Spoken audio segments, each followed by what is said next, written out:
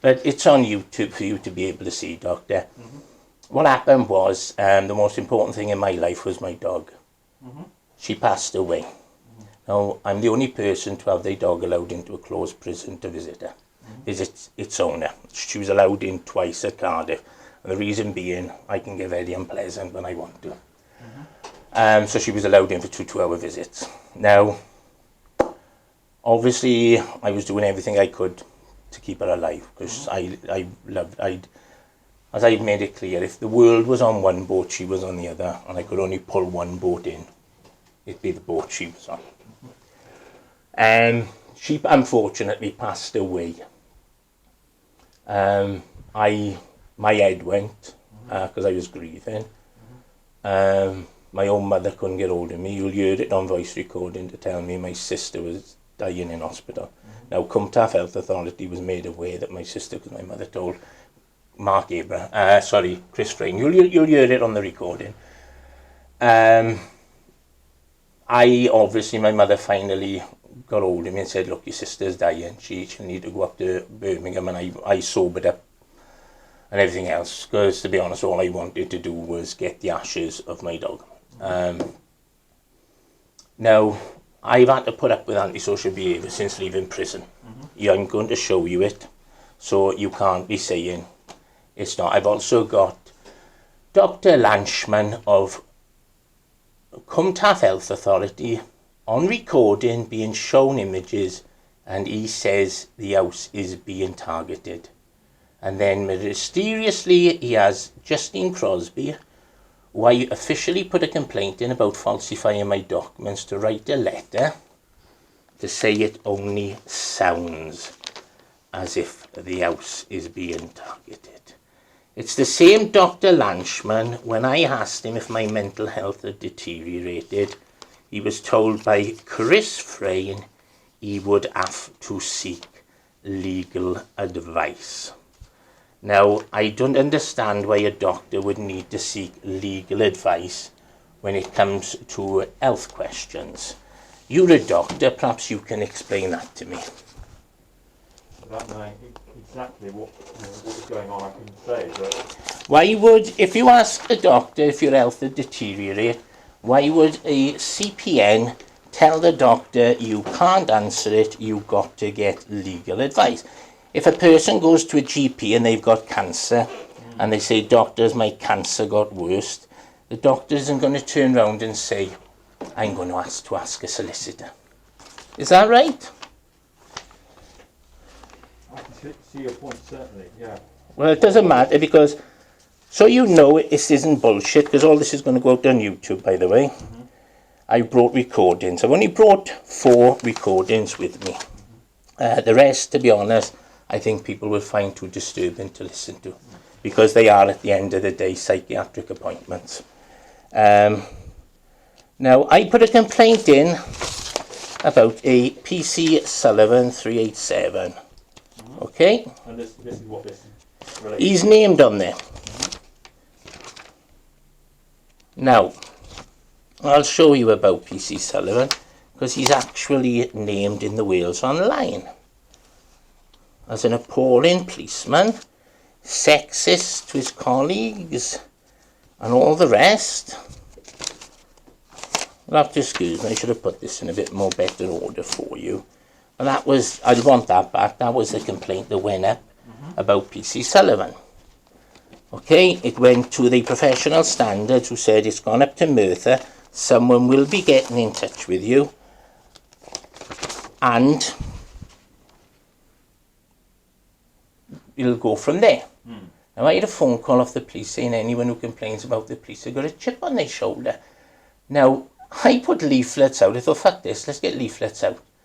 Now, the police wanted them leaflets, so did the health authority and the council. Okay? Because they didn't want people reading of what has gone on.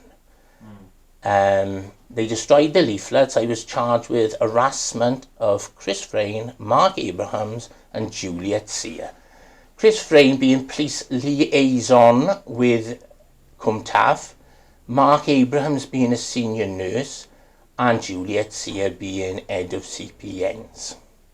Yeah, when I phoned for my health records on the 28th, all charges was dropped, even though they're trying to make out it was. But I'm lucky because I voice recorded my conversations with the Crown Prosecution Service and Merthyr Magistrates Court. Okay, so just to double You fire a question, go on. Just to double check those names you listed. So Mark Abraham, what were the other two, sorry? Chris Frayne, who now works at Cardiff Mental Health, like Justine Crosby, and a Juliet Sear. How's that one spelled? Sear, S-E-I-R, I believe. Now that's the letter that was sent to Merthyr Council when I was discharged from prison, saying I had to be put somewhere quiet because of my condition, because noise triggers my condition. Okay? I also went into hospital because of the antisocial behaviour. There's my going into the hospital. Now, I also come out of prison as a violent person on a mapper, which doesn't make sense why they'd want this to be going on. Now, I told you that a Claire Blackmore brought a PC Sullivan up my house. In between, not long after the police coming up to see if I committed suicide, and my sister my sister was dying. There's to prove that she brought him up the house. That's from Merthyr Council itself. It might take me 2 minutes just to have a look through these. You crack on, boy, because this recording is a long one. Now, I wrote to professional standards, because that's that PC Sullivan in the Wales Online. Appalling police officer barred over inappropriate sexual comments, administration of drug seizures, etc., etc. He was a right wrong un. And this is the man Claire Blackmore brought up my house. That's why I asked, was he fucking her? But it turned out he wasn't. A Sergeant Ewell Morgan of Merthyr Police. You know, if you look, he was actually sacked for shagging her.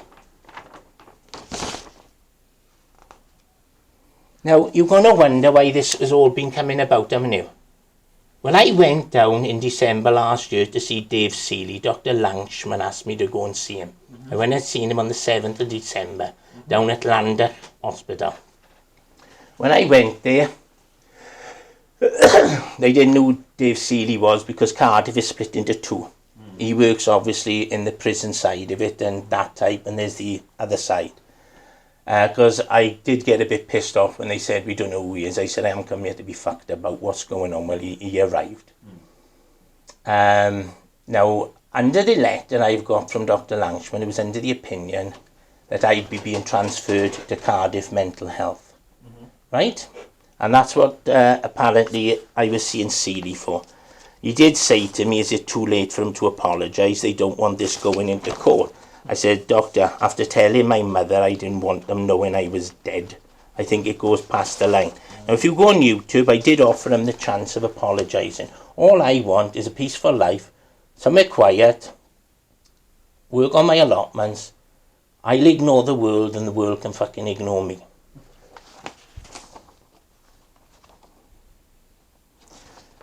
Now, what happened was, I had to endure antisocial behaviour. They brought someone up from the council, which was Claire Blackmore, community partnership. I mean, I know I'm wandering around the place here. It's just when it comes to my mind. Now, she came up and advised me to spend money on cameras. Now, at the time, I was skint, to be honest with you, for the simple reason was I had vet bills coming out of my ears. You know, £11,000 for vets bills, which, that's one of them from Langford's Vets. I want that back in Bristol, where I was taking her down so the specialist could try and save her. Yeah. I'm not being funny. Sorry, actually, so this was... Okay. So that's just one, because it was 11,000. That bill alone comes to 5,600. £22.67. Now, when it's someone you love, fucking money doesn't matter. So so that was dated 2016. So was the antisocial behaviour and the kind of visits that you're talking about, that was 2016, was it? It all started, what happened was, it was one little prick and his family. scum family, I called them, because, to be utterly honest, they were kicked out of their house because the corner shop had to be closed because they were dumping all the rubbish in the shop and it was causing an environmental problem. The shop ended up paying over £2,000 to bring in people to clean it up, so they were moved. But what happened was, I don't know whether they were friends of this youth. They must have been at his house and decided to pass. I've got it on camera. It's on YouTube. So I took a clip. Kids banging my door. It's kids, they're kids. When these aren't kids I'm going to show you, they're adults. Right. Now, they range from anything from 17 to 20 odd. Right. The kids you can cope with it. I brought the laptop to show you so you can see. So this is the antisocial behaviour you're experiencing. Right, but no, right. Now you listen, because it's going to be played to you. In that meeting, I didn't want to go because I don't want to be in a room with kids and their family. Justine Crosby went in my place. In that meeting, because she came up my house and I was more concerned with Sally at the time, and she was going on about all these marvellous and wonderful contacts she'd made for herself at this place with the council, and she turned round, I didn't pay much attention, and she said, "Oh, we had them kids crying." And I looked at her, because to be honest, a bastard I may be, but I'll have a man crying, I won't want a child crying. And I looked at her, I said, "What do you mean?" And she said, "Oh, we asked the youths what they wanted to do when they were older." And one of the youths said he was thinking of joining the army. So we give them your information. And I said, "What do you mean you give them my information?" And she went, I said, "What do you mean you give them my information? What do you mean?" And that was it. She went, "Oh, you'll have to get the minutes from the council," and boom, she was gone after that. And then after that, now the Cwmtâth Health admit my private and medical information had been given out to the youths, okay? Right. They admit it. What they're not willing to do is say who give it. Now, not long after they thought I committed suicide, you're going to hear the recordings. I found out then, obviously, my head had gone, I hit the bottle and all that because I was grieving so much. Nobody could get hold. My own mother, and you'll hear it on recording, me asking Mark Abrahams, my own mother couldn't get hold of me to tell me my sister was dying in hospital. How were you writing care and treatment plans about me? Especially someone who have stopped speaking to me for 8 to 12 weeks, and I stopped speaking to her because I went to Citizens Advice. Well, in the meantime, Claire Blackmore from Merthyr Council brings a PC Sullivan up my house, and in he comes, he goes, "Oh, call me Sully, you know. Look, John, I'm not calling you CPN a liar. Nothing was said." I recorded it, right? He was never at that meeting. Now, bear in mind, it's not long after they thought I'd committed suicide.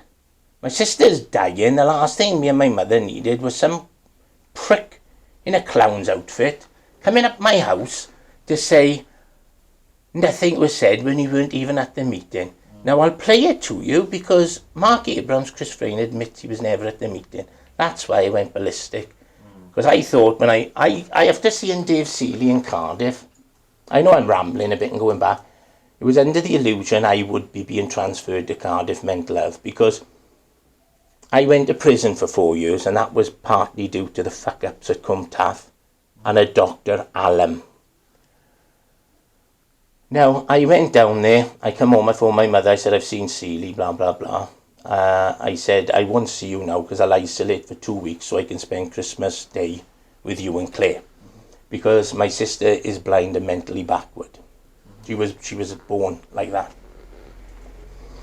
Now, I goes up Christmas Day to my mother's house. I thought something told me go up early. I goes up early, I find my mother